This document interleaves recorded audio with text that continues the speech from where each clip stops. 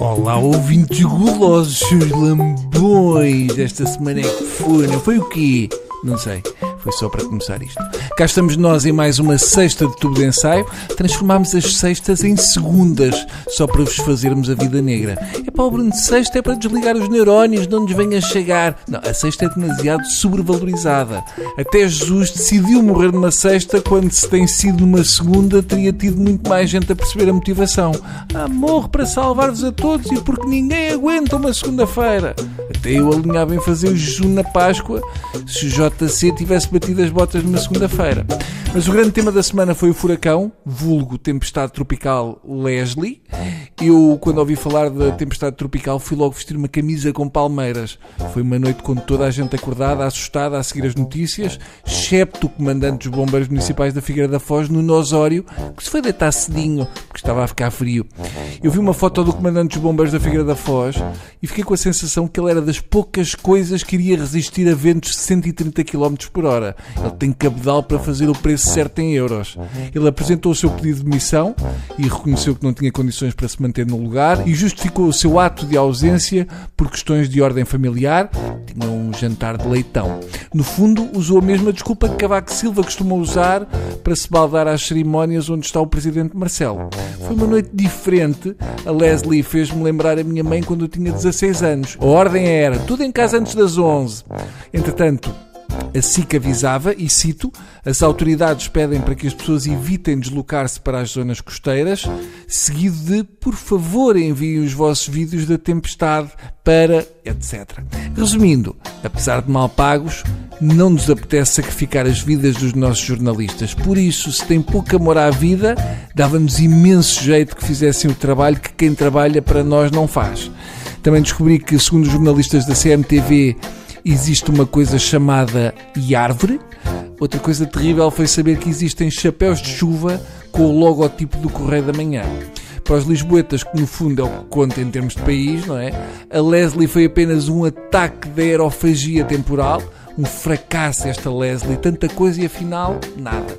Desde o partido do Marinho e Pinto que não se via tanta ameaça e tamanha banhada. Mas não foi bem assim. As notícias davam conta de vários feridos no distrito de Coimbra, mas nada comparável com a queima das fitas. A noite acabou com a notícia que o temporal Leslie seguia a caminho de Espanha. Se tem calhado juntar-se as viagens de finalistas, tínhamos a tempestade perfeita. Não ficava nada de pé. No fundo, a Leslie foi uma boa noite para fazer praxe. Mas no meio de tanta destruição temos de ver os pontos positivos disto.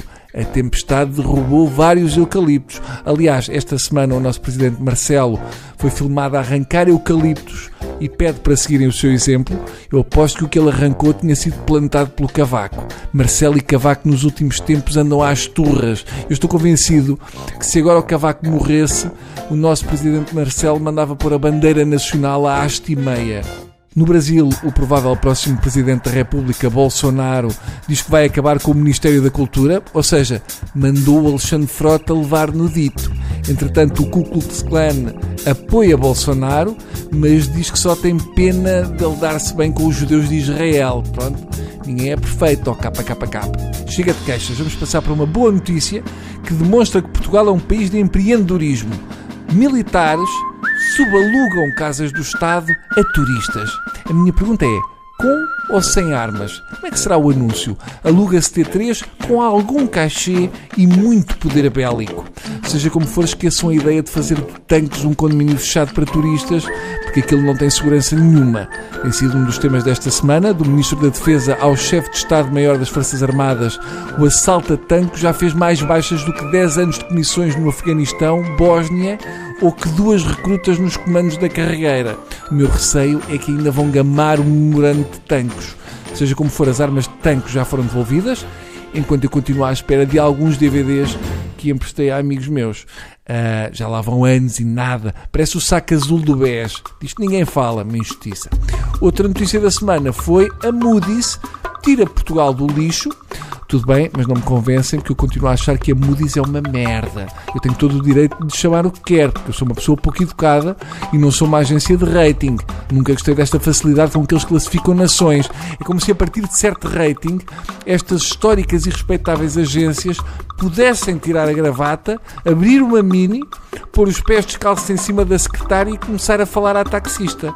Denominar os países, empresas ou pessoas como lixo diz muito sobre a forma de pensar e sobre a educação que tiveram das agências e dos mercados. Não perdem um segundo a pensar que os endividados também têm coração. Não pensem que por nos terem tirado do lixo eu vos vou perdoar. No fundo são vocês que assumem que são uma espécie de sem-abrigo, tanto estilo, e acabam a ir ao lixo buscar-nos. E deu que falar no passado domingo uma remodelação no governo, uma espécie de queridos, mudei a casa em versão António Costa. O governo era uma equipa inviolável e de repente num domingo de tempestade voou metade.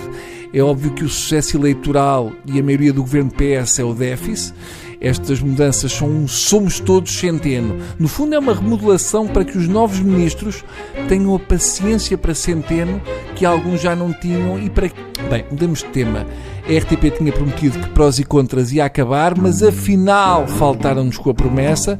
Esta semana tivemos o regresso do programa sobre o Me Too.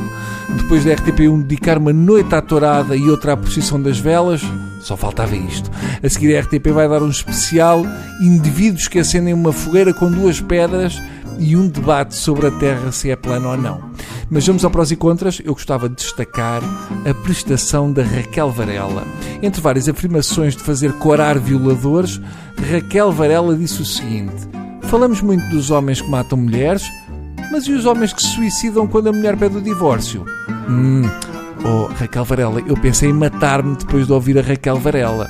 A prestação de Raquel Varela foi tão brilhante que José Pinto Coelho deixou no Twitter uma mensagem de parabéns a Raquel Varela no Prós e Contras, dizendo, e cito, que ela disse as verdades sobre o paranoico Me Too e deixou a histérico-doentista feminista Isabel Moreira a espumar. Parece uma mensagem histérica, mas provavelmente este é o tipo de homem que ela diz que andam com medo. Ainda bem que já é a altura deste tipo de gente apanhar uns cagaços. Raquel Varela é a confirmação que o prós e contras já devia ter acabado há um século. Por tudo o que ela disse, eu sinto-me legitimado a apalpar-lhe o pipi quando a vir. O que me admira não é a Raquel Varela ser professora na universidade e sair às 5, como ela confessou. O que me faz confusão é o que é que ela anda por lá a fazer até essa hora. A Raquel diz que falta mais sedução e amor no mundo, mas depois aproveita a viagem de finalistas para ir visitar museus. Um dos momentos altos deste programa foi este, do Daniel Cardoso, o poliamoroso, ou seja, mantém relações consentidas com várias companheiras. Eu só não entendo como é que o indivíduo com aquele cabelo arranja uma namorada que seja, tirando a mão direita, quanto mais muitas. Mas vamos ouvir, segurem-se. Educação é quando a avózinha ou o avózinho vai lá à casa e a criança é obrigada a dar o beijinho à avózinha ou ao avózinho.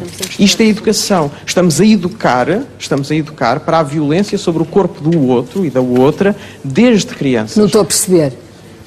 Estou a dizer que obrigar alguém... O beijinho da avó e do avô é uma violência? Sim, eu estou a dizer que obrigar alguém a ter um gesto... A lógica é, a que é que se haveria de obrigar as crianças a dar beijos, a seja quem for, familiares ou não, se elas não quiserem? Pá, tirando a cena familiar, pode ser para receberem a mesada. Além do mais, há almoços grátis e os avós cozinham bem. E também não custa muito se as avós forem de Cascais, porque é só um beijo. Rosa Grilo, acusada de matar o marido, e Diana Fialho, acusada da morte da mãe adotiva, tornam-se amigas na cadeia de tiros.